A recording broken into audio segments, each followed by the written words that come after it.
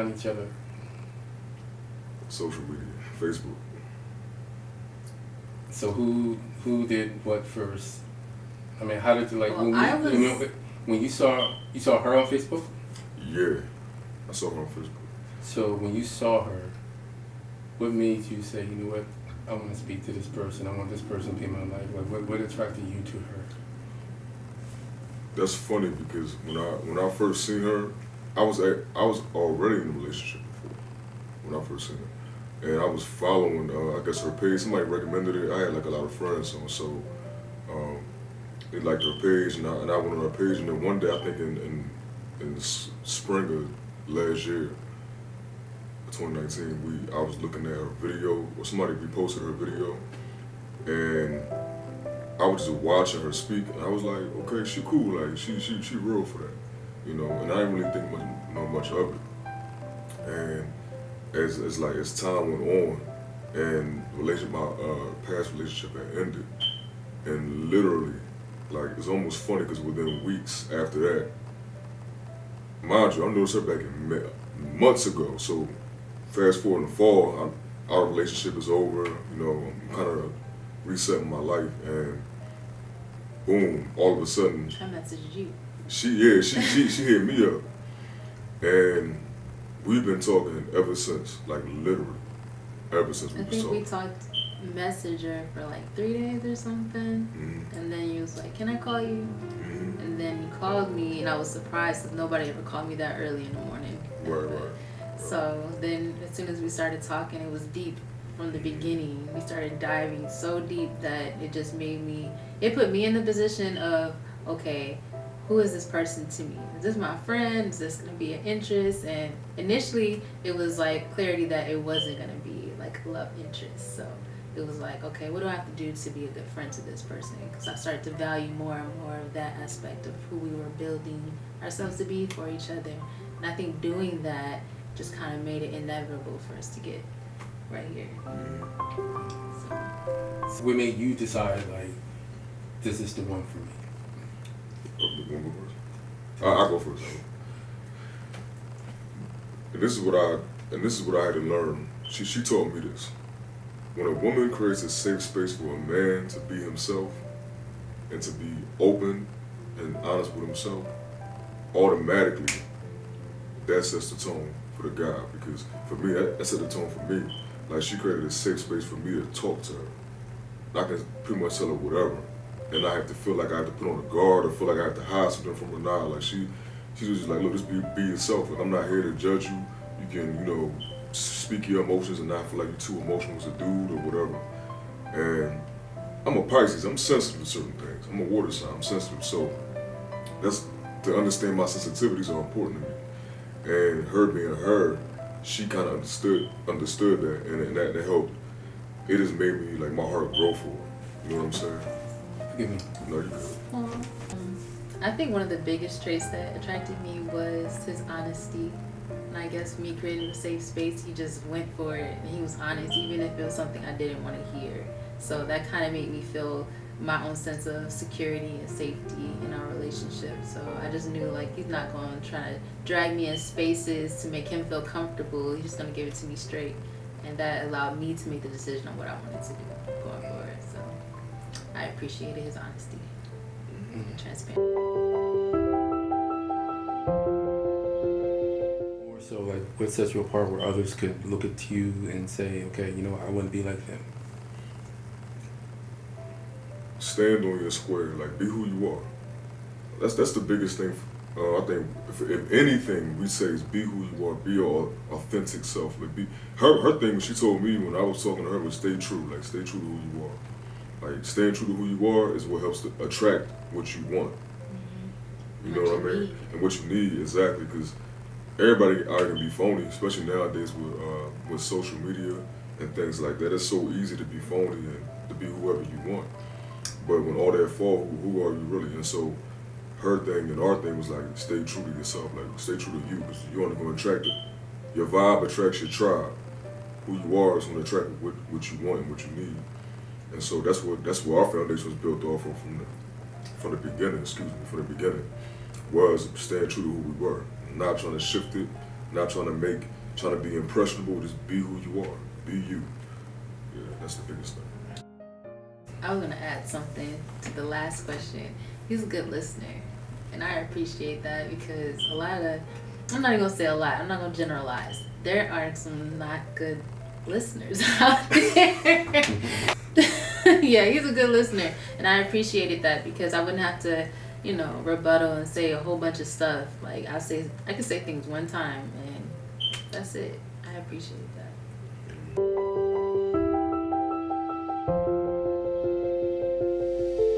Trust often is the breaking point for many relationships, and also trust is a very difficult hurdle for a lot of people to come, into a relationship. However, due to their past relationship, trust was the main issue why they broke up. And so, how do you two get into a relationship? So, how do you guys define trust, and how do you come to that bridge where you guys are comfortable with each other, where you don't have to worry about this or that? So, how does trust define your relationship? I think that goes back to how we started. We started as friends. We got so close to where, we feel each other. Like if something's wrong with me, he knows it. If something wrong with him, I know it.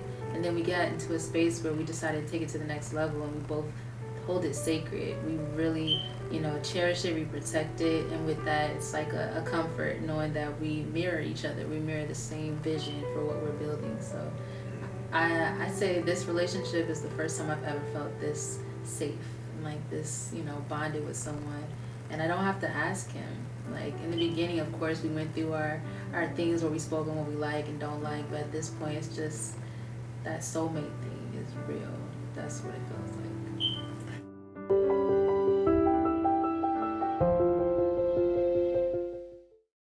How do you guys balance your personal needs without affecting the other person? Easy. We both productive naturally anyway. Like, we're not all up in each other's faces all the time. We mostly just communicate on a consistent basis, but we're not dependent on the other person's energy. It's like, well, I got this to do, I got that to do.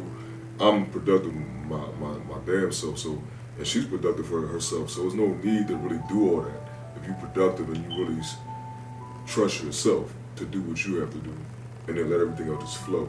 And we got into a flow where like I'm gonna do my thing and she gonna do her thing in terms of her business, in terms of my business and what I do, my lifestyle, and we'll meet in the middle and we'll catch up about what we're doing and we'll build off of that instead of just give advice. Right. And exactly. so he does a lot of helping that came organically to my business, and then I help him. We give suggestions. We kind of put ourselves in each other's shoes, and we just help. It just comes so naturally. We don't really think about it. It just happens. So. That's where, like, how do you guys balance your relationship with the relationship to friends and family that you guys have? Well, our dynamic is different because we're long distance right now. So I feel like daily we provide space for our lives to happen, and we always seem to just catch up, whether it's small things throughout the day, and then at the end of the day we have a meaty conversation, and that's it.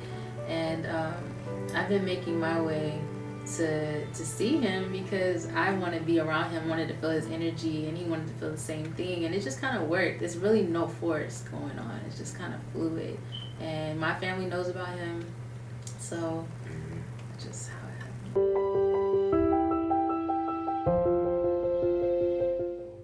What are the best things that you guys like about each other? Just being myself. I think, and I know it sounds vague when I say that, but like literally being myself. Like, you know how you people say, I bet you you home by yourself and you sing in the shower and do all these things. You wouldn't do that if people was around. Right. But for her, I do exactly what I do behind closed doors.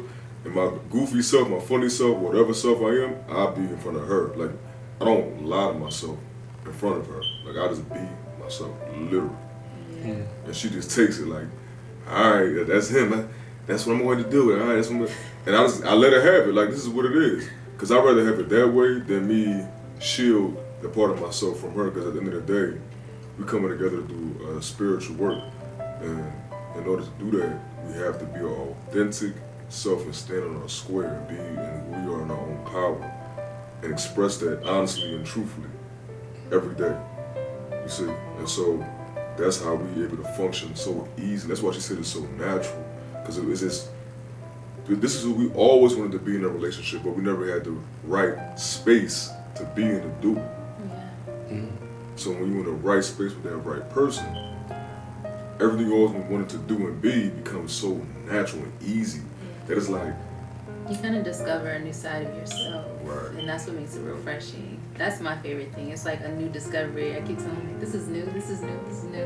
Even the hard stuff, it's new. But when we recover from whatever it is, it's like, oh man, I didn't expect that. So, you know, hardships are different, because I always tell them, it feels like we're holding hands through everything. So that's new for me, and I appreciate, you know, just the way he loves me. He loves me without holding back, and it makes me do the same.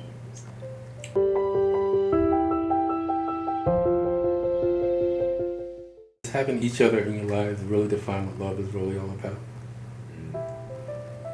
Yeah, I would say, because there's things about the way I love myself that's changed. I feel like there's a lot of things in my past that used to make me kind of hard, made me more of my masculine side, because I felt like I always had to protect myself and protect the things around me. And I can be vulnerable now. I can be more feminine. I could, you know, love on me while he's loving on me too. And it makes me love him more. It makes me love him better. So, yeah, I definitely feel a lot of aspects of love vibrating here. Wow. So how do you feel? after what she just said, I don't know how I feel now. That's exactly how I feel.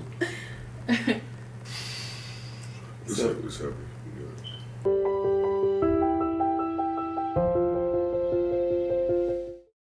So everybody's not always gel together. Mm-hmm. So what are the complete opposite, where it's just like, you know what, but I still love you?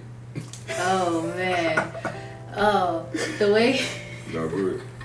sometimes his snacking it gets on my nerves, I'm not gonna lie. When he's popcorn, it's annoying. But I love him. For me, she could be dramatic sometimes. She sometimes she deserves an Oscar. But it's like, all right, it's one of them things. She's passionate and whatever she say, and I let her be her. I'm like, all right, that's who she is, whatever. And it is what it is. I let her be what it is. And I think that's the core reason why, you know, you guys are compatible, because you guys can tolerate the good and the bad. And I think that's so important, because if you can't take the bad, then you're not really loving that person. So you gotta love them in every which way they can, you know, through their faults, through their imperfections. And I believe that a person's imperfection is what makes them so unique. That's true. And, That's true. I think that part also made me embrace him more, because he doesn't try to be smooth. He don't try to be cool and all that extra stuff, because that pushes me away, to be honest. And I mean, look at me. He's very handsome and very, you know, stoic. But then when he let me see the other side, I'm like, oh, like it made me fall for him more. I'm like, you're not trying to be a thing. Like, you just are.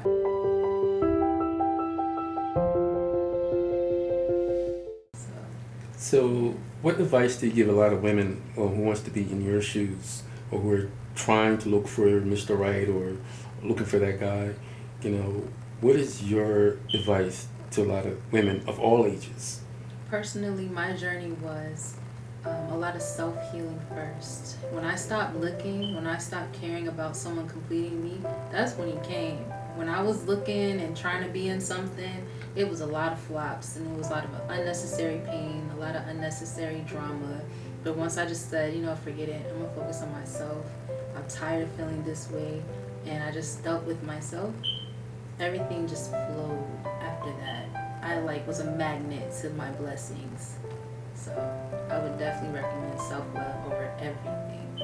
I could not agree with you 1,010%. You know, Yep, that's key. what advice do you give to a lot of men who are looking for Mrs. Right? I think as guys, we gotta be honest with ourselves and who we are. That's number one. Like, you gotta be honest in who you are. Number one. Number two, focus on what you're doing. If that's what you do, don't get distracted. Focus. Refocus. Like I said, I had to come out of a relationship that was not for me before I even got to even talk to her. I had to really be, like when I put my foot down with myself, that's when we started talking. I had to finally be fed up with my own BS. Like, as men, we gotta be fed up with our own bullshit. You know, to be honest, be frank with you. Like, we gotta be fed up with our own BS before we can even meet that woman that we want. Because at the end of the day, eventually, she want to see through it anyway. After a while, because of who they are as women, they're very observant as who they are, and so if she want to see it anyway. So you might as well just put your foot down with yourself and be who you are. Be honest with yourself. Be honest with your flaws, what you got to work on. You know, not having too much pride in certain things. Learn how to let things go.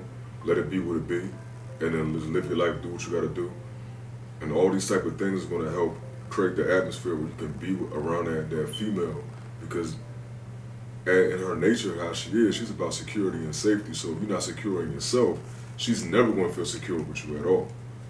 You see what I'm saying? And so you got to be secure within yourself first. And once she see that security, no matter what happens, bad or good, she's going to feel secure because she know that you're secure in yourself. You know, so being a leader in yourself. I definitely share your sentiment and your passion about loving yourself first before you can pursue a relationship. Because if you can't love yourself, if you have all that baggage, no one wants to be a part of that.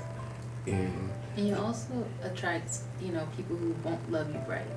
And you'll set a standard too low, and they'll come in and they'll just, they'll come in your house with dirty shoes and not think nothing of it, And I feel like when I rose my standard up and, somebody came around like, okay, I'm like, oh, okay. And I started feeling myself and really stepping up and being the vision of the woman that I wanted to be, and not pretending and not, there was times in our relationship where spiritually I had to discipline myself in ways that I never done before. We just spoke about it where he didn't even know that, it was that big for me. It was times where I'm like, babe, I need some time to myself. And it was so hard for me. So hard, because I'm used to, I've had a passive dependency, and I need that attention. I need to be up under someone, but I had to test myself and trust my spirit and go in those spaces that were uncomfortable to know how strong I was and know that I could stand by myself to be a better, partner. great.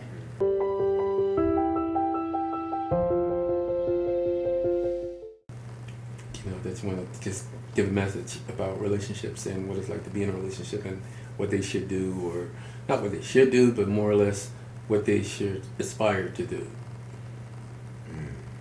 That's cool. That's a good. Especially in the day of internet. Yeah. You know what? I got one thing to say. Be careful of the spotlight and people who are attracted to the spotlight, because it's all smoke and mirrors. So one thing with me that made me cry one day, he pushes me in front of him. Like, he's so talented. He has so much going for him. But there's spaces where he'll put me in the front. Like, look at her. He's so proud. I've never had that before. So, somebody that makes you feel like you're shining in your brightest light even when you don't feel that way, that's a whole other vibe, So when you're not able to love yourself, a certain level that you need, and you have someone to step up and remind you of who you are, that's very important. I agree.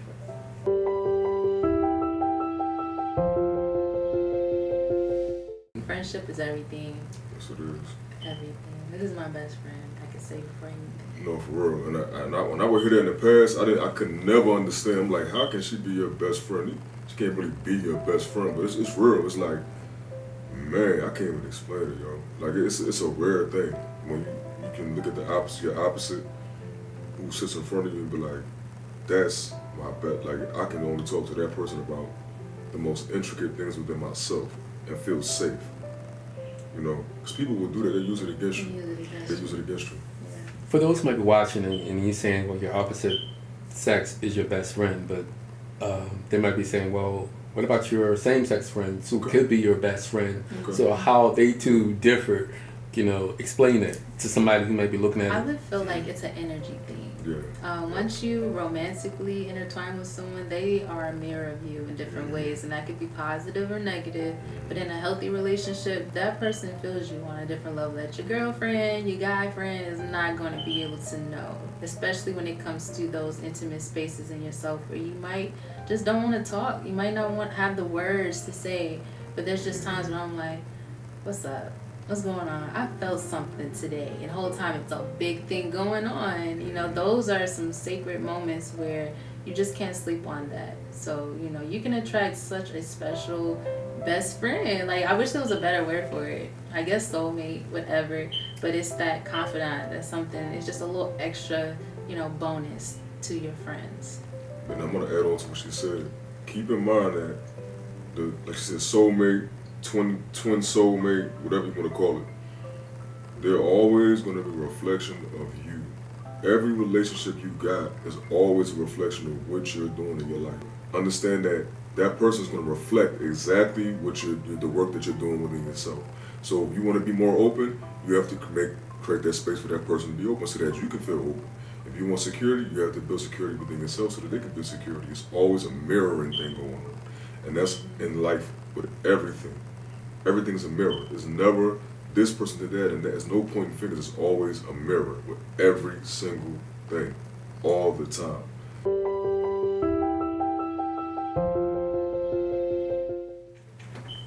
I'm glad that I found you. I'm glad you found me. You actually found me first.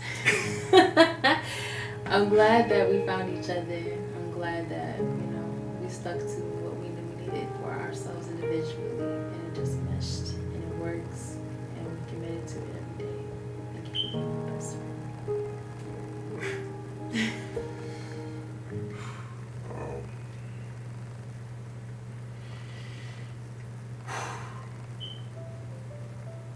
Bet you better not. Hey, don't do that.